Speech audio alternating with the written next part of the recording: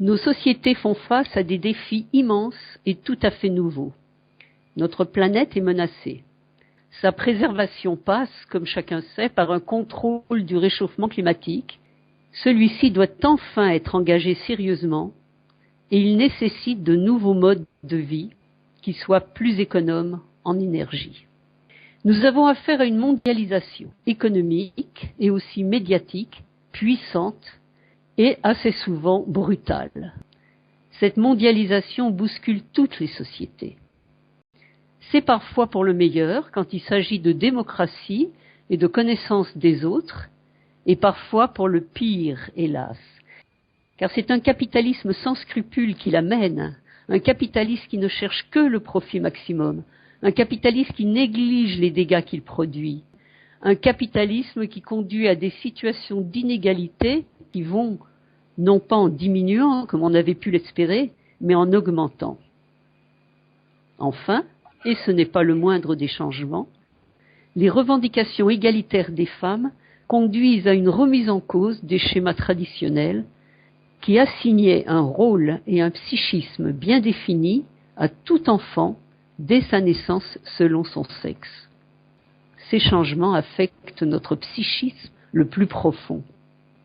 Il y a 45 ans, dans la continuité de mon engagement pour la décolonisation, je me suis engagée avec d'autres dans cette nouvelle étape du féminisme qui a produit le mouvement de libération des femmes.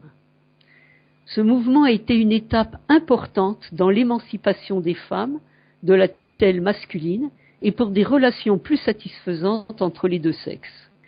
Nous avons lutté pour la fin des discriminations légales qui subsistaient, pour la libre disposition de notre corps, pour le droit à la contraception et l'avortement. Nous avons dévoilé, démasqué le machisme psychologique et le phallocentrisme politique de nos sociétés qui paraissent évidents, naturels, à encore une majorité de gens, qu'ils soient de droite comme de gauche. Tout ceci nous conduit vers des changements non seulement de société, mais véritablement de civilisation. Il est important que des personnes des deux sexes, conscientes de ces enjeux essentiels, participent à tous les niveaux de la société aux changements en question. Ces changements continuent à se faire actuellement sur des valeurs de compétition effrénées. Celles-ci relèvent d'une idée traditionnelle de la virilité.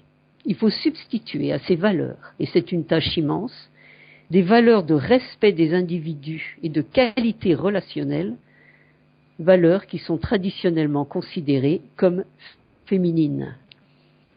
L'Europe est un des lieux essentiels où se joue une partie de ces changements.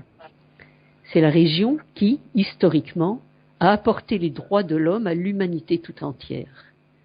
Elle doit poursuivre cette tradition humaniste, englobant les femmes, les hommes, afin de pouvoir affronter ces défis nouveaux. C'est la raison pour laquelle je soutiens la liste féministe pour une Europe solidaire.